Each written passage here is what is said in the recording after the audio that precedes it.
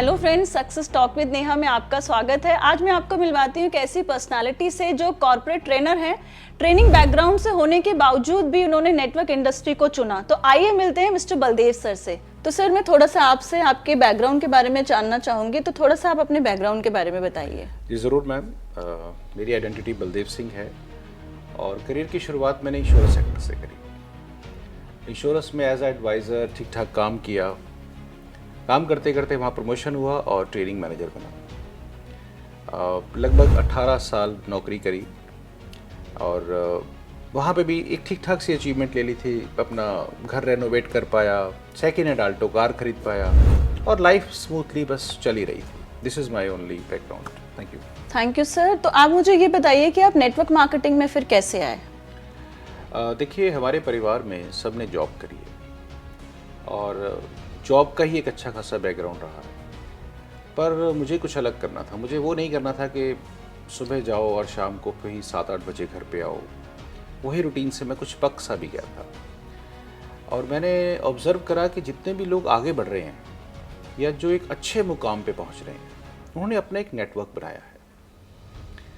उनसे इंस्पायर्ड होकर मुझे लगा कि मुझे भी एक नेटवर्क मार्केटिंग इंडस्ट्री में ज़रूर आना चाहिए और यहाँ पर हींग लगे ना फटकरी और रंग भी चोखा। सो दैट इज़ वाई मैं इस इंडस्ट्री में आया। ये मैंने खुद से चॉइस किया कि मुझे इस इंडस्ट्री में ही आना है, क्योंकि और सबसे अच्छी बात इसकी ये है कि इसमें खोने को कुछ नहीं है और पाने को बहुत कुछ है। जॉब के साथ साथ करना शुरू किया और फिर आहिस्ता आहिस्ता मैं फुल टाइम इसी इंडस्ट्री में आ गया और आज की डेट में मैं खूब एंजॉय कर रहा हूँ नेटवर्क मार्केटिंग को। और मैं सभी से रिक्वेस्ट करूँगा कि आप भी नेटवर्क मार्केटिंग को अपनी करियर बना सकते हैं। शुरुआत भले ही आप जो भी आप कर रहे हैं उसके साथ साथ, लेकिन इन फ्यूचर ज़रूर आप इसमें फुल टाइम भी आ सकते हैं, जैसे मैं इसमें इंडस्ट्री में आया। तो नेटवर्क मार्केटिंग में आपकी कुछ अचीवमेंट्स भी रही होंगी? हाँ जी, बस थोड़ी बहुत अचीवमेंट रही है। करियर की शुरुआत मैंने जब करी थी तो जहाँ जॉब में जो मेरा एनुअल पैकेज होता था, हम लोग बड़ा फ़ख्र से कहते हैं कि हम इतना एनुअल पैकेज कमाते हैं, बहुत अच्छी इनकम है।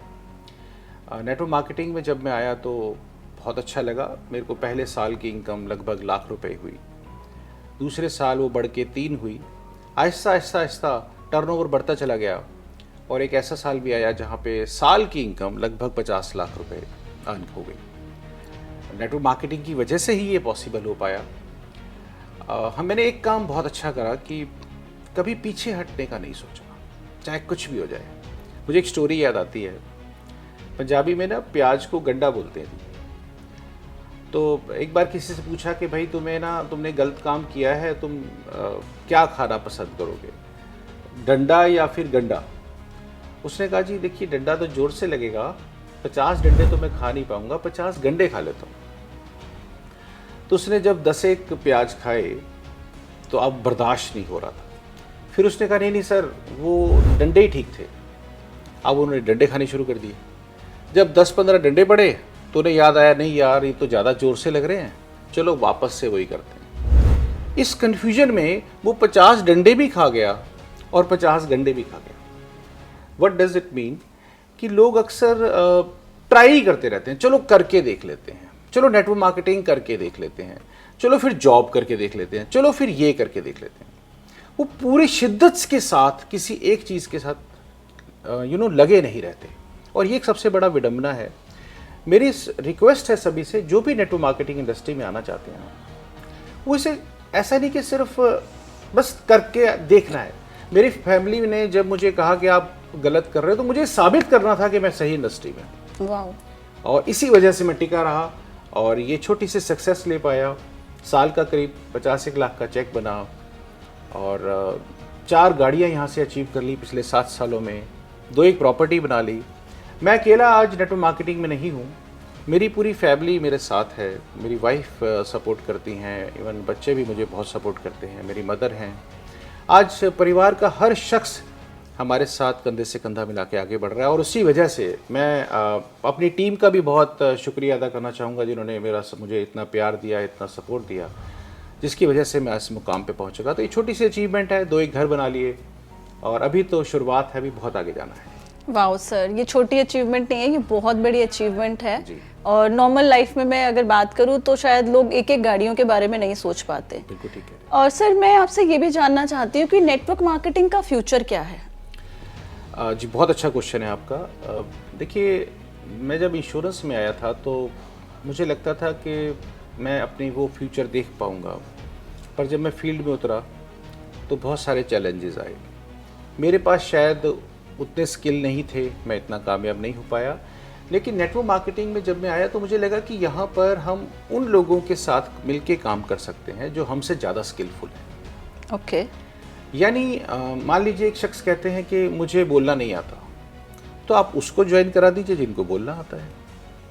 मुझसे सेल्स नहीं होता, तो आप उनके साथ बात करना शुरू कर दीजिए जिनको सेल्स अच्छा आता है। कुछ लोग, कुछ हाउस वाइफ हैं, कुछ डॉक्टर्स हैं। तो जब इतने मल्टी टैलेंटेड लोग आपके साथ जुड़ते हैं तो आपकी वर्क एफिशिएंसी, आपका अर्निंग पोटेंशियल बहुत बढ़ जाता है। दिन में 24 ही घंटे होते हैं, तो जब मैं जॉब करता था तो 24 में से सिर्फ 10 घंटे 12 घंटे ही नौकरी कर पाता था। लेकिन आज इतने सारे लोगों के साथ मिलकर, कोई प्रॉपर्टी डीलर हैं, कोई डॉक्टर हैं, कोई कुछ हैं, इतने सारे लोगों के साथ मिलकर मुझे ऐसा लगा कि मेरा टाइम मल्टीप्लाइड हो गया। Yes. तो जिस भी इंसान को नेटवर्क मार्केटिंग को सोचना है वही सोचे कि उससे टाइम कैसे मल्टीप्लाई करना है। गवर्नमेंट ऑफ इंडिया बहुत सीरियस हो गई है नेटवर्क मार्केटिंग को लेकर, क्योंकि देखिए हिंदुस्तान में लाखों लोग आज की डेट में नए नए आ रहे हैं। कुछ सोचते हैं कि चलो इंजीनियरिंग कर ली अब रोज़गार मिल जाएगा, ग्रेजुएशन कर ली रोज़गार मिल जाएगा, बट गवर्नमेंट ऑफ इंडिया को पता है कि इतने रोज़गार पैदा हो नहीं सकते। बिल्कुल। तो उन्होंने इसका एक रेगुलेशन बनाया, IDSA, वी ऑल नो। और पहले जहाँ की टर्नओवर 20,000 करोड़ होती थी, 2025 की प्रेडिक्शन है ये 65,000 करोड़ होने जा रही है। तो ज़रा सोचिए, जब 20,000 करोड़ को टच करा है और हम 4 गाड़ियाँ ले पाए हैं, तो जब ये 65,000 होने जा रहा है तो आप समझ सकते हैं। आज टीम में 70 गाड़ियाँ आ चुकी हैं, बहुत लोग लाखों रुपए महीने की इनकम कमा रहे हैं। सबसे खूबसूरत बात यह है कि किसी को मैंने आज 1 रुपया देना नहीं है और किसी से 1 रुपया लेना नहीं। पूरे हिंदुस्तान में लोग जहाँ हैं वहीं पर ही इस बिज़नेस को एंजॉय कर रहे हैं और आगे बढ़ रहे हैं। वाह, बहुत बढ़िया सर। और आपसे सुन के मुझे ऐसा लग रहा है नेटवर्क मार्केटिंग बहुत अच्छा और बहुत बड़ा बिजनेस है। बट सर आप मुझे एक बात बताइए, मैं आपसे जानना चाहती हूँ क्योंकि पर्सनली मैं इन चीज़ों को भी फेस करती हूँ और बहुत सारे कमेंट्स भी देखती हूँ, मैंने जो सुना भी है कि लोग नेटवर्क मार्केटिंग में आ तो जाते हैं पर फिर नेटवर्क मार्केटिंग को लोग छोड़कर क्यों चले जाते हैं? अरे वाह, ये तो बहुत अच्छा क्वेश्चन है आपका। देखिए, यहाँ पर कोई लूज़र नहीं है, यहाँ पर सिर्फ क्विटर है या विनर है। और एक बड़ी पुरानी स्टेटमेंट है कि winner never quits and quitter never wins. मैंने जब करियर की शुरुआत करी तो मेरी अपलाइन छोड़ के चली गई।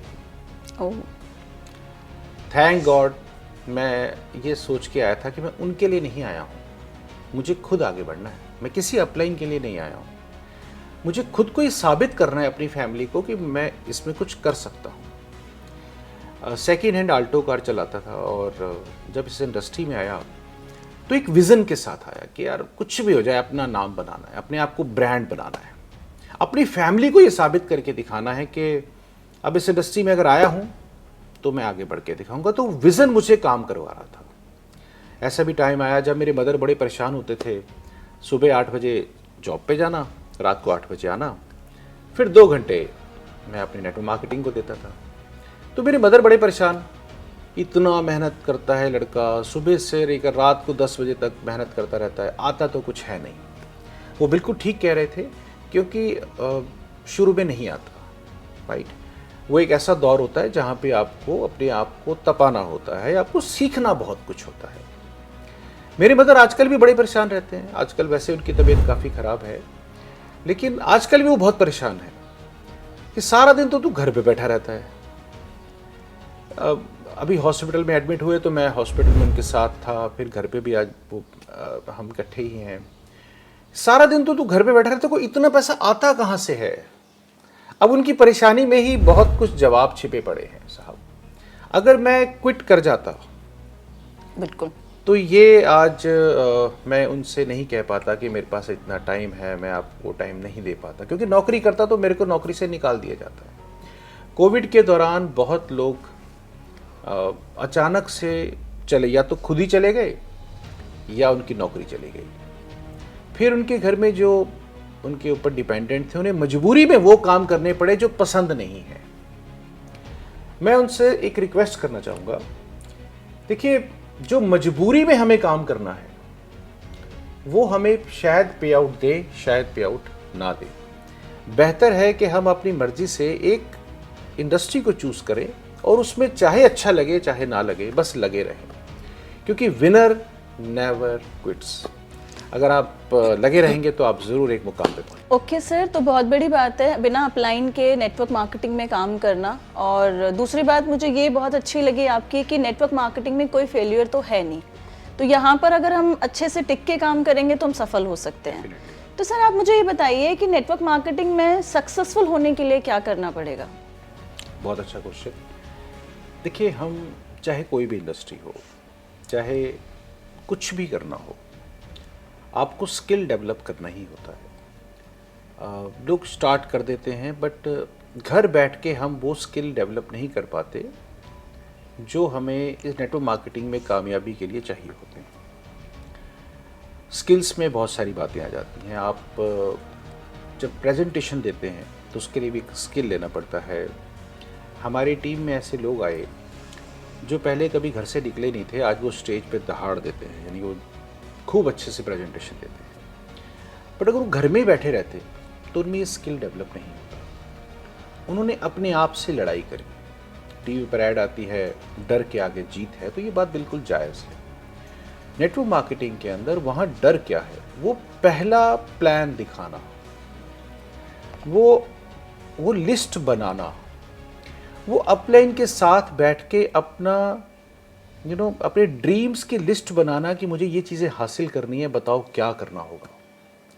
तो ये छोटे से स्किल को अगर हम डेवलप करें कि हम अपने डर को, अब ठीक है जो हमें नहीं आता उसको हमें बार बार लोगों के सामने जाहिर नहीं करना, बस करते ही चले जाना है, अपने आप चीज़ें आ जाएगी। मुझे अच्छे से याद है जब मैं पहली बार महात्मा गांधी के ऐसे के लिए स्टेज पे बुलाया गया तो उस टाइम मैं बोल ही नहीं पाया था कुछ भी। और आज आप चाहे 100 लोग हों, चाहे 1000 हों, चाहे लाख हों, मुझे कोई एतराज़ नहीं। तो वो जो इंसल्ट थी, जो पहली इंसल्ट थी, अगर उससे मैं डर जाता तो मैं स्टेज पे दोबारा कभी नहीं आता। तो मुझे लगता है हम हर इंसान को ये स्किल डेवलप करना चाहिए कि जो भी मार्केट में जा रहे हैं, जब भी किसी से मिलने जा रहे हैं, तो डरना नहीं है, खोने को कुछ इसमें है नहीं। आप बस अपना बेस्ट दीजिए, forget about rest, do your best.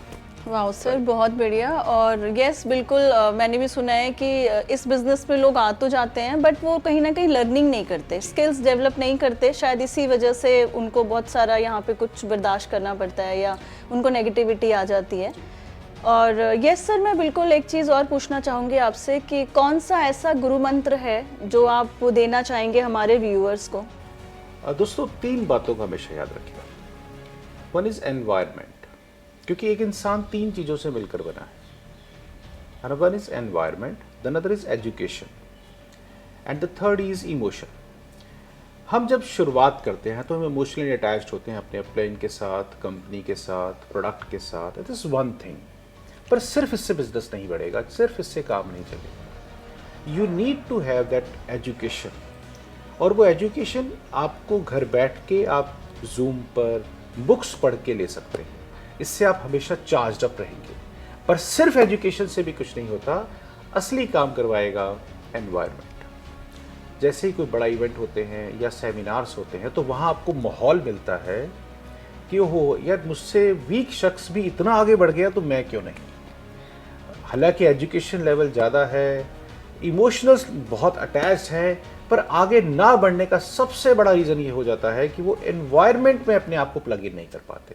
तो ये 3 ई का ख्याल रखें, एजुकेशन, इमोशन एंड एनवायरनमेंट। जितना आप इन तीनों ई को साथ लेके चलेंगे, आप बहुत तेज़ी से आगे बढ़ेंगे। Thank you. सबसे पहले तो मैं बहुत शुक्रिया अदा करना चाहूँगा नेहा जी का, जिन्होंने मुझे मौका दिया आज आप सबके सामने आने के लिए।